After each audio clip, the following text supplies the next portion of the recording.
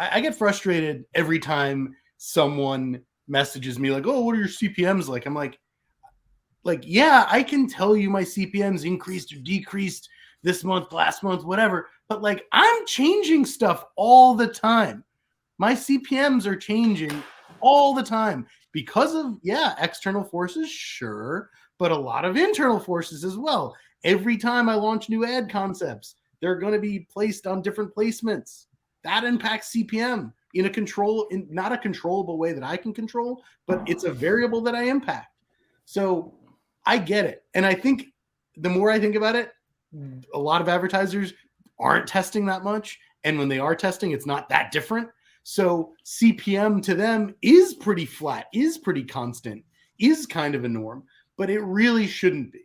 So I wrote this whole long thread about kind of the inner, I don't know, about the inner workings of Facebook's algorithm, how Facebook, we're not just using one impression type on Facebook, we're using many. So the types of impressions that you're getting from different users on different placements, the types of clicks you're getting, they don't necessarily relate exactly to the conversions that you're getting from those. So there's not a simple formula of A from an impression to B click to C conversion. There isn't just a simple formula of that. People use formulas to expect a certain click-through rate and a certain conversion rate, but it doesn't really scale or make sense across all those placements. And it really makes even less sense when you compare Facebook to Snapchat or TikTok or any of those. They're all different and they should be regarded as such. So that's what I wrote a thread about. You should check it out. No, I love it. I love it. And I know Kelvin's got a little bit to say in this too, because we definitely been on the same page. By the way, I do have my coffee today. This is a nice mix of, I put a little bit of espresso from my cup. Okay, you got the ranch water. There we go. And it's almost some cold 4 o'clock. There you go. I was going to say it's 4 o'clock somewhere, but it's 4 o'clock where you are. 4% at 4 o'clock. We'll be okay. I'm not getting fired today. There you go. Yeah, you fired them, so whatever. I'd be fired by myself. So I'm yeah. Oh, look at this. Love this. Barry's thread was easily one of the best threads I've ever read in a while. There you go, Barry. I love it. Here we go. Some live feedback. So two of the things that I really want to address about your thread and my position here, maybe I can throw to Kelvin to get some of his opinions on this too. First off is I think the idea that the math around CPMs. Mm-hmm. So my point to this is CPMs don't matter in that you can't take action on it because people say, well, I'm getting X click-through rate, I'm getting X, all I need, well, my CPMs are cheaper, I'd be fine. I'd be fine. The problem is, in the math of a CPM, you cannot hold the quality of those impressions, the quality of the inventory, the intent of those users, the customer journey, the quality of the ads, or the efficiency of any of those things to be true. And there's no direct correlation. It doesn't necessarily mean that a higher CPM is better quality traffic or that a lower CPM is lower quality traffic. Right. And I would argue that it has far more to do with what the ad is doing and what the customer journey is. And more importantly too, not just, I think the creative really helps control the CPM and the placement, and this is where I'll go to Kelvin on a bit of this too, just because of your background, but I think the copy and the customer journey of what they're seeing and what they go to your webpage is so much more important. And for what it's worth, the copy doesn't move the CPM nearly as much as the ad does, but a low CPM sometimes is a giant red flag because it just means everybody loves the video, but if the copy's not there to make anything happen, then who cares? And with that, I think let's go to our resident copy expert on the panel here today, Kelvin. What do you think about that as far as CPMs and the impact of creative versus copy? Well, the truth is I've never really paid attention to CPMs, and it doesn't really matter what the channel is. I come from a direct mail background and also a space media, magazine advertising background, and we only ever paid attention to the result we were trying to generate. Wow. So could we generate a certain result at an acceptable cost? That's all that has ever mattered. And that's the only KPI that we've ever measured our efforts against. So it's the same in the digital world, it's the same with Facebook. you're attempting to what? Generate a lead or generate a sale or, trying to generate something. And that's all you're measuring against. So honestly, I couldn't tell you what my CPMs are. I really don't care. Right. It doesn't matter. Yeah, I agree. I love it. Guy who's been in the business 35 years. What's your CPM? I don't give a shit. That's what my CPM is. Barry, who spent $600 million. Hey, what's your CPM? I don't give a shit. No. Me, who's done like $1 billion in revenue for other folks. What's your CPM? Fuck you for asking me. It's a stupid question. Exactly. Well, that's the I'm thing. me. Yeah, but that's the interesting thing is most of the industry, so many people, they get those questions and they just answer them. They just make up an answer, or they go and look at their data and they give you an answer. But it's like, really think about it. It's not a valuable answer. The response should be, why do you want to know that? Right? And then have the discussion around that, because that CPM is irrelevant. It really, really is. I mean, I could ask you, what's the color of your wall? Right. Right. You can tell me, but is it going to be useful information? Yeah. I mean, you could say, like, what's your best line of copy? I mean, like, yeah, you might be able to learn from it, but like, it's not going to be the same. You can't just copy and paste it. Actually, that's probably that's a much more useful point. Never mind. But there's so many other data points that it just doesn't even matter. You can't compare it. When someone asks me, what are the CPMs? It doesn't matter what mine are anyway, because yours won't be the same. Because I might target 17-year-olds, not just, I might do, 17 and up, and everyone else does 18 and up. You know what I'm saying? Sorry, it sounded weird. Do I just target 17-year-olds? I only target 17-year-olds. It's a very specific strategy. Wait until you see my course on it. No, but you know what I mean? Like, if I were to do that, if I were to decide for whatever ads, I want to target 17 to 65 and up, right? That would cause a different CPM than 18 and up. These things are arbitrary, but they're also not. They have as impact.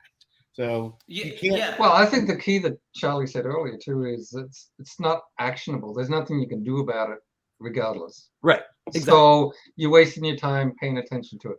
Pay attention to things you can take action on that you can test against. Yep. Yeah. And on top of all of that, I think with respect to the actionability, there's also the level of intent or what you're trying to do. And the honest truth here is Facebook is the single greatest intent creation device created by humankind ever.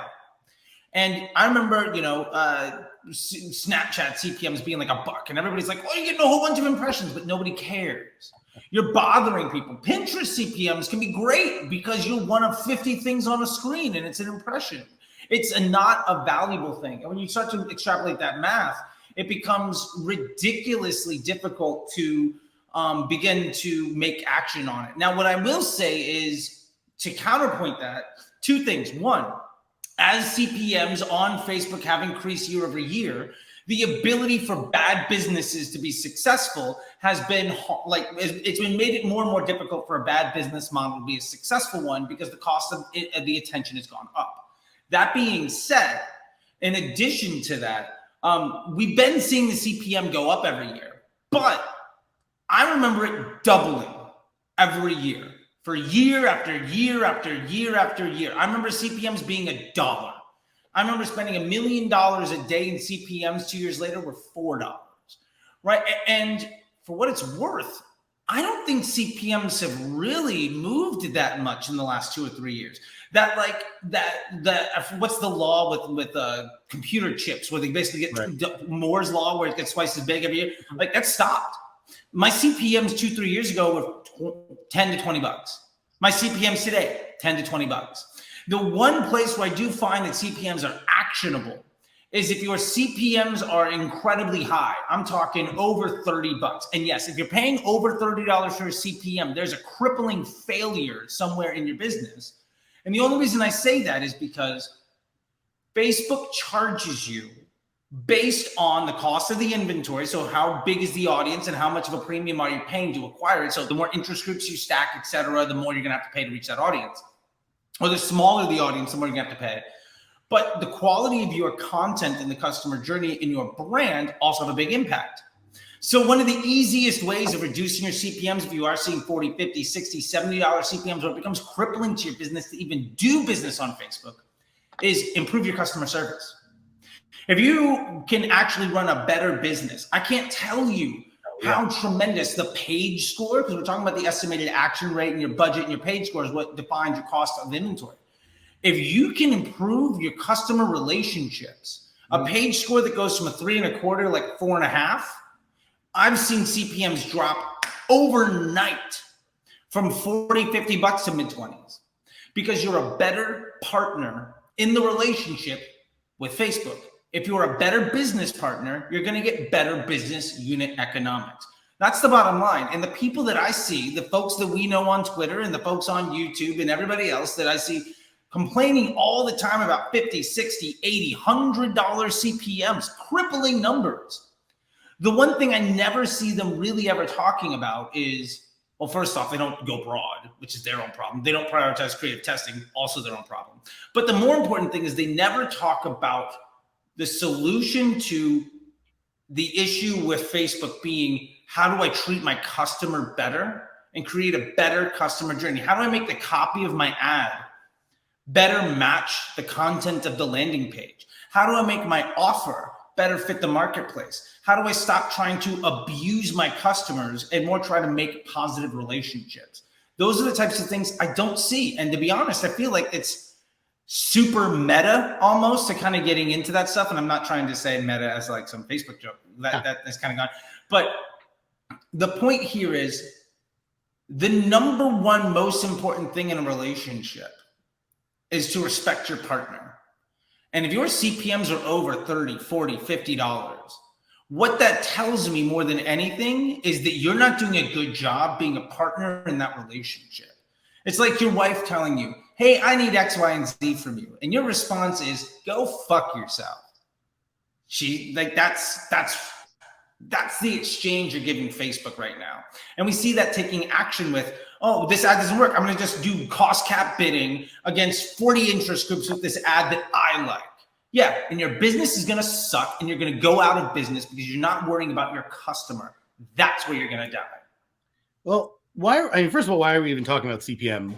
Like, because we just agreed that we shouldn't, right? Like, I don't know what my CPMs were last year because I don't fucking care. Like, it doesn't matter. So, like, I don't really look at that over time because of there's so many other variables. But the thing I'll add to what you're saying effectively and why it's not valuable, and what are some of the things that you could be diagnosing if you're using CPMs as like to diagnose something, you should, right? Think about that. If your CPMs are high, I again think this is placement related. Usually you're probably having either something look into your age breakdowns and very closely look at your placement breakdowns, because if you have high CPMs, you're probably delivering a lot on desktop.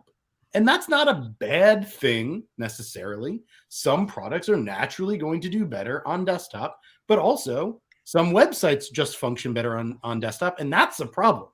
If you're building mobile second, you're probably wasting tons of money and time and energy. Build mobile first, because most traffic on Facebook properties is mobile. So if you see that you have a huge proportion of delivery on desktop, think about why that could be. Maybe that's because of existing users versus new users. Maybe there's any number of variables that could be causing that. Could be related to your site. But Facebook's using its data on past visitors, past conversions to decide how to deliver. So look into that more, because that could be driving it. That also could be a good thing. If you're selling a high-priced item, I would bet people are more likely to buy more and more expensive items on a desktop than they would on mobile. So that wouldn't surprise me to see super high CPMs there for furniture. I bet most furniture shopping is, maybe not most, but a lot of furniture shopping is being done on mobile versus like skincare. So, or clothes. So that would be my quick thought about why CPMs would be really high for certain brands. But again, use it as a diagnostic, not as like what really matters. Of course, another, thing just from a big picture strategy viewpoint is look at the strategy of preeminence, which, you know, is a J. Abraham strategy, which is basically actually care about what you're delivering to a customer. So you're not in this just to make money. You're not in this just to run traffic and profit from it. You actually care about what you're delivering. So that means excellent product and excellent customer service. And from an excellent product comes an excellent offer. From an excellent offer comes excellent copy for a landing page and excellent ideas for copy to test on every platform, including Facebook. But it starts with you give a damn about what you're delivering to the customer. And if you do that first and build upon that, then everything works a lot better, including CPMs, I guess. Definitely. Yeah, no, I totally agree with that. And in addition to the CPM conversation, I would also say CPCs are another facet of that, just to piggyback on what Barry was talking about. And to piggyback on what Kelvin was getting to, these are other metrics that people highly prize, but have nothing to do with bottom line performance.